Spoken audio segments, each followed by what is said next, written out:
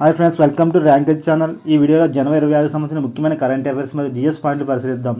ఈ రోజు న్యూస్లోని అంశాన్ని ఒకసారి పరిశీలిస్తే 2026 పద్మ అవార్డులు, అదేవిధంగా నేను రోజున ప్రధానమంత్రి మోడీ గారు మనసులో మాటలోని విశేషాలు, అంతర్జాతీయ మిలెట్స్ సంవత్సరం, నేను రోజు మోడీ గారు ప్రస్తావించిన భారతదేశం మొట్టమొదటి స్వతంత్ర ఎన్నికల విజయము, అదేవిధంగా ప్రధానమంత్రి జన్ధన్ యోజన పథకం గురించి రాష్ట్రపతి ప్రసంగించడం జరిగింది.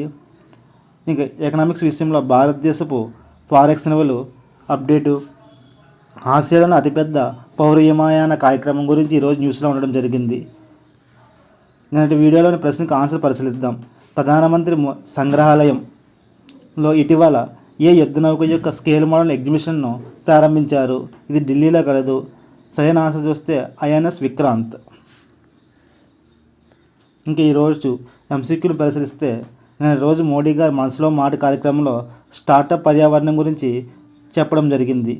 ఆ సందర్భంగా ఒక ఎంసీక్యూని పరిశీలిద్దాం. భారతదేశం ప్రపంచ స్టార్టప్ పర్యావరణ వ్యవస్థలో ఏ స్థానంలో కలదు? ఇక్కడ సరైన ఆన్సర్ చూస్తే 3వ స్థానంలో కలదు. నేను రోజున ప్రధానమంత్రి మోడీ గారు ఆంధ్రప్రదేశ్లో ఒక జిల్లాలో గురించి ప్రత్యేకంగా ప్రసంగించడం జరిగింది. ప్రధానమంత్రి నరేంద్ర మోడీ గారు తన మన్ కీ బాత్ ప్రసంగంలో ప్రజాస్వామ్య భాగస్వామ్యంతో నీటి సంరక్షణ కార్యక్రమం చేపట్టి కరువు పరిస్థితులు ఉన్నా కూడా పర్యావరణాన్ని పునరుద్ధరించిన ఆంధ్రప్రదేశ్లో ఏ జిల్లా గురించి ప్రత్యేకంగా ప్రస్తావించారు? ఇక సరైన ఆన్సర్ చూస్తే ఆప్షన్ బి అనంతపూర్. అదేవిధంగా అంతర్జాతీయ మిలెట్ సంవత్సరం గురించి కూడా నిన్న ఆయన ప్రత్యేకంగా ప్రస్తావించడం జరిగింది. అయితే ఐక్యరాజ్యసమితి సాధారణ అసెంబ్లీ ఏ సంవత్సరాన్ని అంతర్జాతీయ మిలెట్ సంవత్సరంగా ప్రకటించినది?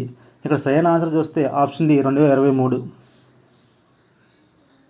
నేను రోజున రాష్ట్రపతి ముర్ము గారు ప్రధానమంత్రి జన్ధన్ యోజన పథకం గురించి, అది మహిళలకు ఉన్న ప్రాముఖ్యత గురించి చెప్పడం జరిగింది. అయితే ఆ అంశం దృష్ట్యా సరైన అంశాన్ని ఎంసీక్యూ రూపంలో పరిశీలిద్దాము. ఇక్కడ సరైన ఆన్సర్ చూస్తే ఆప్షన్ సి. ప్రస్తుతం మొత్తం పథకంలో 57 కోట్ల మంది నమోదైనట్లు, అందులో 56% మంది మహిళలే ఉన్నట్లు నేను రోజున రాష్ట్రపతి ముర్ము గారు తన ప్రసంగంలో చెప్పడం జరిగింది.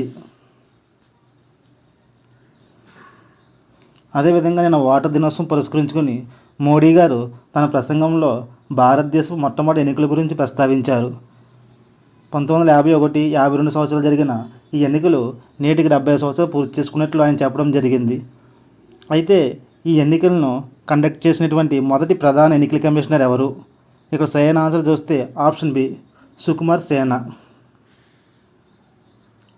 మరో ప్రశ్న పరిశీలిద్దాం. జనవరి 16 నాటికి భారతదేశపు ఫారెక్స్ నిల్వలు ఎంతకు చేరుకున్నాయి? ఇక్కడ సరైన ఆన్సర్ చూస్తే ఆప్షన్ సి $701 బిలియన్. మనకి గత గ్రూప్ 2 ఎగ్జామ్లో ఫారెక్స్ నిల్వల్లో ఏ అంశాలు ఉంటాయని ప్రశ్న రావడం జరిగింది. ఇంకా పద్మ అవార్డుకి సంబంధించి అంశాలు పరిశీలిద్దాం. 2026 పద్మ అవార్డులు మొత్తంగా 131 మందికి ప్రకటించడం జరిగింది. అయితే ఇందులో ఎంతమంది మహిళలు కలరు? ఇక్కడ సరైన ఆన్సర్ చూస్తే 19 మంది కలరు. అదేవిధంగా మరణాంతరం చూసుకుంటే 16 మందికి ఇవ్వడం జరిగింది. విదేశీయుల విభాగంలో 6కి ఇవ్వడం జరిగింది. 2026 సంవత్సరంగాను ఆంధ్రప్రదేశ్ నుంచి సైన్స్ అండ్ ఇంజనీరింగ్ విభాగంలో పద్మశ్రీ పురస్కారానికి ఎంపికైన వారు ఎవరు? ఇక్కడ సరైన ఆన్సర్ చూస్తే డిఆర్డిఓ శాస్త్రవేత్త అయినటువంటి ఆప్షన్ బి చంద్రమౌళి గడ్డుమాని గారికి ఈ అవార్డుకి ఎంపిక అవ్వడం జరిగింది. 2026 గణతంత్ర దినోత్సవం సందర్భంగా శాంతి సమయంలో ఇచ్చే అత్యున్నతమైన పురస్కారం అశోక్ చక్ర పురస్కారానికి ఎంపికైన వ్యోమగామి ఎవరు? ఇక్కడ సరైన ఆన్సర్ చూస్తే ఆప్షన్ బి శుభాంగ్ శుక్లా. 2026లో ఆసియాలోని అతిపెద్ద పౌర విమానయాన కార్యక్రమం వింగ్స్ ఇండియా 2026 కార్యక్రమం ఎక్కడ నిర్వహించబడుతుంది? ఇక్కడ సరైన ఆన్సర్ చూస్తే ఆప్షన్ సి హైదరాబాద్లో. అదేవిధంగా నేటి వీడియోలో ఒక అంశాన్ని ప్రశ్న రూపంలో పరిశీలిద్దాం. ఆన్సర్ చేస్తే కామెంట్ బాక్స్లో కామెంట్ చేయగలరు. పంచాయతీరాజ్ మంత్రిత్వ శాఖచే ప్రారంభించబడిన ఏఐ ఆధారిత చాట్బాట్ పేరు ఏమిటి? ఇది నిన్న వీడియోలో మనం దీని గురించి చర్చించడం జరిగింది. సరైన ఆన్సర్ చేస్తే కామెంట్ బాక్స్లో కామెంట్ చేయగలరు. Thank you for watching Rankage channel.